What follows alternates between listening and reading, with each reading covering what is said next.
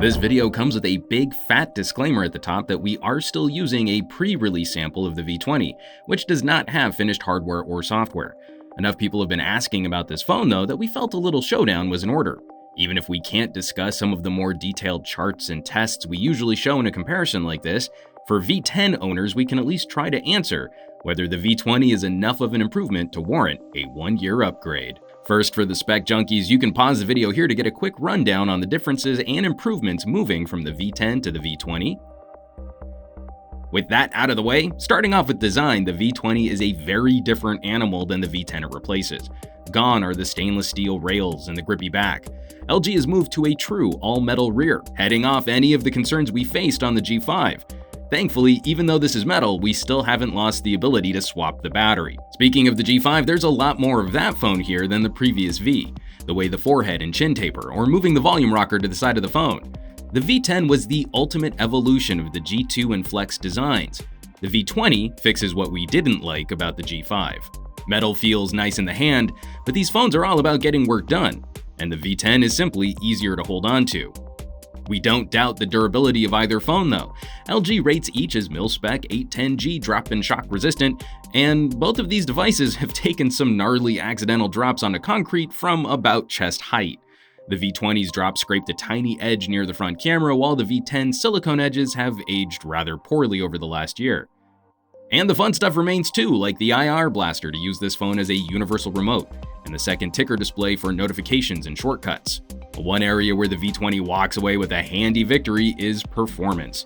LG did some amazing work pushing the Qualcomm 808 to its limits on the V10, but the V20 uses an all-around more powerful and more efficient chipset. Even on what we would consider beta software, the V20 stutters far less frequently when driving the phone hard with multitasking situations, besting even the Kirin-powered Huawei's in a run on Disco Mark.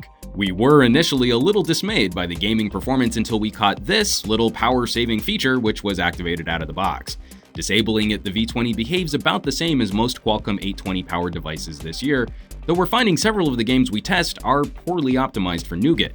We'll have to revisit this for the full review. A couple quick changes to mention on camera performance. Most obvious, the V20 packs dual sensors, giving you a standard view and an ultra-wide view. LG has moved to a native 4:3 aspect ratio though, which will frustrate some in our audience. It's still a 16 megapixel sensor, but the native image will be a bit more square. There are some fantastic improvements to the camera app. Focus peaking is incredibly helpful in keeping your subject tack sharp, and the improved audio controls are also welcome, providing you a low cut to reduce rumble and background noise, in addition to a limiter to rein in louder noises from peaking and distorting. A few changes have proven frustrating though. LG's terrific simple mode is no longer docked in the ticker display. Arguably, the people who would most benefit from this mode are the same people who won't want to have to dig for it in the settings. Also, we miss having faster access to resolution and quality controls, where the V10 kept these better in reach. As for the quality of the output, we're tabling that discussion until we have finished hardware and can produce a real camera review. Ditto the audio. We're not in a position to share graphs, but on the whole, we can say, if you liked the V10, you'll like the V20. Both of these phones pack some of the most sophisticated hardware we've seen for powering a headphone jack, tailoring the output to the specific headphones you connect.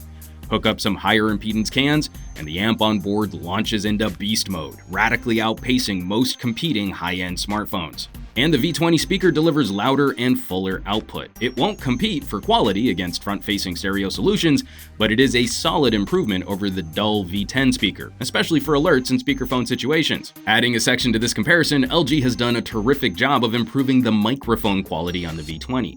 Not only do these mics handle louder sources before clipping, LG has backed off a little on the extreme noise reduction processing, which would degrade audio on the V10, most noticeable during video shoots. The voiceover for this entire comparison was actually recorded using the mics on the V20. Surprise! Moving to battery life, again, we have to reiterate that we're working with pre-release hardware and software, but we do see improvements even if this phone isn't completely properly optimized for a consumer release. Running a media test, streaming 30 minutes of HD video over Wi-Fi at 190 lux, the V10 drained 10% of its battery, the V20 whittled that back to 7%. Still not a battery champ, but this is a significant improvement. Recharge times are also a little better. Hitting the supplied charger for 30 minutes, the V10 topped off 35%, while the V20 hit 40%, but also stayed cooler to the touch. A nice perk is you can recharge a little faster, or just swap a battery when you need to. So let's wrap this up. Where does that leave us between the LG V10 and the LG V20? The 1-year upgrade is always a tricky recommendation. Has enough really changed to consider parting with your hard-earned cash? Looking back at the most common criticisms of the V10, the underpowered processor and the poor battery life, we're inclined to lean towards yes on this upgrade. While obviously we're not talking about radical improvements, many manufacturers were burned last year by poor performance on Qualcomm chipsets. That alone helps this purchasing decision. Add in better microphones, a second camera sensor, and a better fingerprint sensor, and you get a little more icing on this upgrade cupcake. Though we will miss the metal and silicone build of the V10 and how easy it was to hold on to. As always, thanks so much for watching. Be sure to subscribe to this channel for more comparisons like these. Be on the lookout for our future V20 coverage, including real camera and real audio reviews, and help us out with some sharing on your favorite social networks.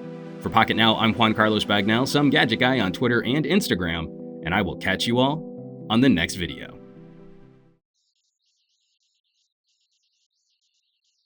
Especially for alerts in speakerphone situations.